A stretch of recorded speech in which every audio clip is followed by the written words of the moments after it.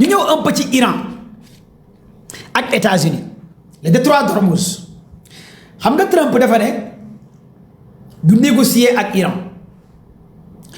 boo jëlee tous les grands chroniqueurs américains britanniques service de renseignement ñoom ñëpp nee nañ États-Unis ñàkk na guerre bi Iran a déjà gagné la guerre. Ils ont expliqué. Iran a dit de négocier avec ses missiles balistiques. Donc, Iran a déjà gagné la guerre. Iran a dit de négocier avec ses missiles hypersoniques. Iran a dit de négocier avec l'Iran. États-Unis, les bases américaines vont quitter la région. Moi, les 4 grands éléments, il y a Iran technico. Et Iran a dit il ne va jamais négocier avec le détroit d'Ormuz. C'est hyper important. Quand 5 éléments, Iran tech, Iran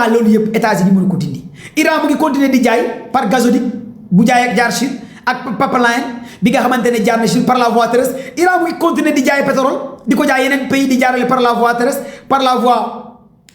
terrestre di jaay li nga xamantene pétrole au-delà du détroit d'Ormuz. Kon tay li moy xibaar bi ma leen di jëk jox en primo. Iran va continuer di jaay kon Trump limu tej détroit d'Ormuz tek li nga xamantene ay port iranien. Trump il n'a rien sur sa main. Teewul dara. Trump bopam lay nax. Amul lenn lu mu dee instant yi prétexte la doon ut pour attaquer Iran ñemewul les services de renseignement américains CIA NIC britannique FBI tous les services de renseignement lu ñu xamal ne Trump boo attaquer Iran cette fois-ci ça sera pur envers États-Unis te yow sa mandat bi doo ko yeggali te dañu lay wàccee Trump a compris que instant yi mënul attaquer l'Iran. Iran Ben Netanyahu a supplié plus de 4 à 5 fois Trump pour mu attaquer Iran, il a refusé. Ben Netanyahu il a d'après les renseignements il a supplié 4 fois Trump pour mu attaquer Iran, il a replié. Il a refusé catégoriquement. Mais instant yi Trump ci lan lay attaquer Iran ay tweet ay bind ay dina la def ay dina nangam ay dina nangam même tay Gerald Ford ak Abraham Lincoln ils ont quitté les lieux. 2 porte-avions américains ils ont quitté les lieux, ils ont fait un repli. Fan lañu dem dañoo delluwaat à la base. Les 2 géants porte-avions américains d'après les informations ils ont quitté les lieux pour faire repli. Mais porte-avions yi nga yóbboo dans le détroit d'Ormuz dans le Moyen-Orient pour faire guerre bu nekkee ne delluwaat nañu à la base mooy lan moo xew yaa parewul pour guerre nga jël ay porte-avions dépenser ay milliards tey ces 2 géants porte-avions américains ils ont retourné à la base. Même les informations dites et les renseignements de dire que États-Unis a déjà perdu la guerre parce que Abraham Lincoln a été touché carrément par des drones iraniens. Donc, l'Iran a déjà gagné cette bataille. Parce que dès l'instant que l'Iran a dit je ne vais jamais négocier avec mes missiles balistiques, je ne vais jamais négocier avec les détroits d'Ormuz, je ne vais jamais négocier avec l'uranium, je vais continuer à développer mon uranium, enrichir mon uranium. Mais attends, là, Israël et Iran, États-Unis attaquent l'Iran du uranium. Uranium, là, on a. Iranium bobu taxone gaay attaqué Iranium bobu ba légui Iran di continuer di enrichir l'uranium kon qui a gagné kan mo gagné la guerre yow li taxone nga attaquer ces sites nucléaires gaay mu continuer di enrichir ces sites nucléaires lolou mo taxone nga attaquer nga li nga soxla amoko Iran defaruna defarana tous les silos tous les bases militaires Iran defar nako tous les bases souterrains Iran defar nako renforcer na sa coopération avec la Chine, avec la Russie. Iran a envoyé des émissaires en Russie. Pour des coopérations et des renforcements armés. Iran a envoyé. La Russie va continuer de appeler Iran et Iran du C'est ce que la Russie fait comme déclaration. La Chine va continuer de appeler Iran. Quand Trump, il s'est trompé lui-même. Ça la réalité des choses. Trump, il s'est trompé lui-même devant les Iraniens. Il a montré tout le monde que les Américains n'ont pas la capacité de vaincre l'Iran. Israël moo continuer di bombarder Liban di ko def comme nu mu bëgg def Gaza ak Palestine jamono jooju Hezbollah mu ngi rajaxe di massacrer li nga xamante ne lii Israël benn teewu nag li muy def Liban je pense que dama naan baax na ci waa Liban même président Liban bi baax na ci ñoom parce que waa Liban comme que ñoom amuñ puissance de feu allié avec Hezbollah pour jéem a résister ñoom ils préfèrent coopérer avec Israël di leen toroxal di leen rey di leen massacrer ñu dem di négocier ci biir États-Unis kon tey lépp lu dal gouvernement Liban yéene naa leen ko parce que ay mbaam lañ parce que duñu dara lépp lu leen dal le gouvernement Liban yéene naa leen ko parce que ñoom ñoo dem ba biir États-Unis joxe seen bopp adiya Israël joxe seen bopp adiya américain yi ñu ne dañuy désarmer Hezbollah dañuy ñëw signé accord de paix ak Israël kan mooy signé ak mbaam ak xaj accord de paix ku xam benn teew xam ne xaj la xaj sax moo tax ne benn teew bu la waxee tey suba mu dindi ko kon tey benn teew lan lay commencé di def à Liban di kon di bombarder seen école yi seen hôpitaux yi seen nangam mais lépp lu dal Liban état Liban moo ko teg boppam parce que ñoom ñoo jël seen bopp jëbbal ko li nga xamante ne mooy Israël ba pare naan dañuy désarmer lii di Hezbollah rek nee na ñoom kenn du leen désarmer lii mooy xibaar bi ma leen di jox ci wàllu Hezbollah nee na kenn du leen désarmer te Liban bu paree pour désarmer leen ils feront face avec l'armée libanaise Hezbollah dootul nekkati en face kese avec armée Shahal bu Israël l'armée Israël s'appelle Shahal c'est hyper important kon Hezbollah nee na cette fois-ci bu nekkee Liban dafa bëgg a exécuter les ordres des sionistes pour désarmer ko Hezbollah nee na il va résister te résistance bu mu war a résister envers armée Liban ça va être pur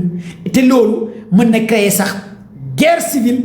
biir Liban te ragal naa gouvernement Liban mun naa mujjee ci loxo waa Hezbollah te yàlla na am man loolu laay ñaan damay ñaan sax Hezbollah récupérer nguuru waa Liban te gëm naa ne boo sàgganee noonu lay demee parce que jamono ji waa Liban dañoo commencé jaaxle ci Israël ñoom ñoo négocier ak Israël ba pare Israël continuer di leen bombarder comme ni Israël def fi nga xamante ne mooy ca Palestine ca Gaza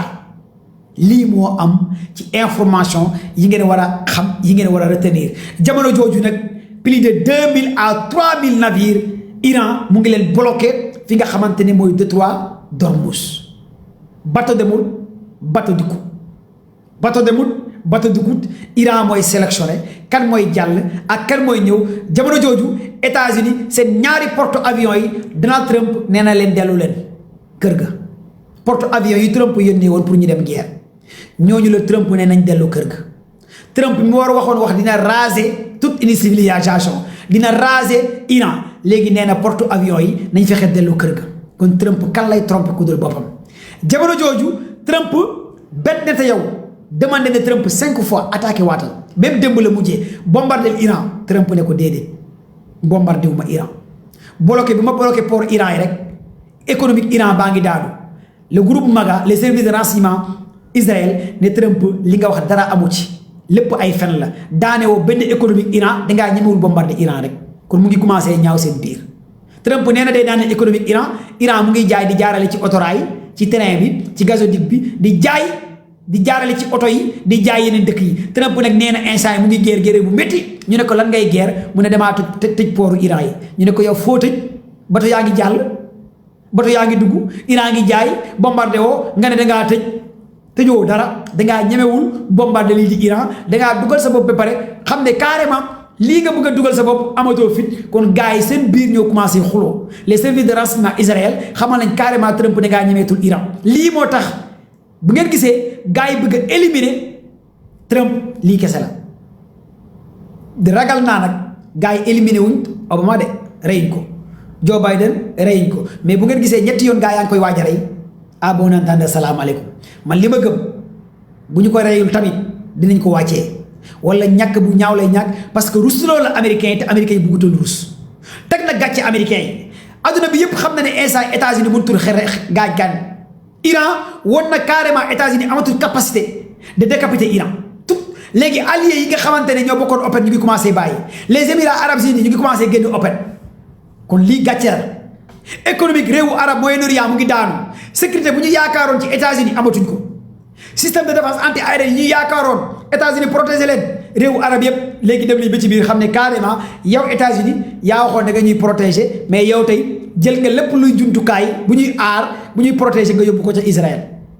kon tey à ciel ouvert la réewu arab yi nekk Israël Iran bu ko nekkee day dëbb réewu arab yi ba mu wax rumbax li xale yi di wax rumbax Iran instant yi mën naa dëbb amul missile buy baare amul drone buy baare amul dara ciel ouvert la tous les alliés États-Unis instant yi Iran da leen di fëgg ba ñu mokk moo tax alliés yëpp ñu ngi mel ni ay xaru tàpp réewu arab yi ñu ngi mel ni ay xar bu ñu tàpp xam nga xar bu ñu tàpp moom mbee sax doo ko def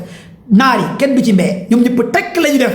mel ni xar bu ñu tàpp waaf ñoom ñëpp waaf naar yëpp waaf ni naan bismillah fatiha salatu fatiha di ñaan Iran fu mu ne Iran mooy décidé fale ca Yémen aussi nekk ca Yémen ñu ngi tiiw Arabie Saoudi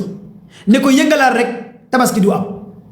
Arabie Saoudite ñu ne aussi nekk de Yémen ak branche Ans Nasrallah ngir yàlla bàyyi ma def tabaski bàyyi ñu tabaski ci jàmm waa Ans Nasrallah di wax Arabie Saoudite su ngeen bëggee tabaski da ngeen di mel ni ay xaru tàpp waa Arabie Saoudite ne d'accord nañ ñu ngi ne tekk tekkaaral mel ni ay xaru tàpp di xaar mais aussi nekk ca Yémen ne bu ngeen yëngalee rek détroit Bab el Mandeb dañu koy tëj ba pare dañu leen di ñaf-ñafal parce que ñun ñoo gën a jege Arabie Saoudite kon bu leen yëngal bu ngeen yëngalee du ngeen tabaski lii la waa Ans Nasrallah wax waa Arabie Saoudite moo tax déggu leen Arabie Saoudite saxat waa Yémen ñoo leen tiim jege leen bu baax jege mer Rouge jege détroit Babel bi ne leen bu ngeen yëngalee ne carrément États-Unis ngeen àndal wala nangam kenn ci yéen du tabaski dañu leen di jaxase kon kan moo gagné la guerre kan moo gagné la guerre gars yi tapotez et partagez le live s'il vous plaît kon lii ngeen war a jàpp en résumé en gros résumé ci Moyen-Orient bi parce que 4 jours jotuma def live te yéen ñëpp yéen a ngi doon xaar léegi nag tëj naa live bi yéen ñëpp mën ngeen def seen demande comme question Mali mën ngaa dugg nga poser comme question Moyen-Orient mën ngaa dugg nga poser mais nag Sénégal laay tëjee balaa may ñëw.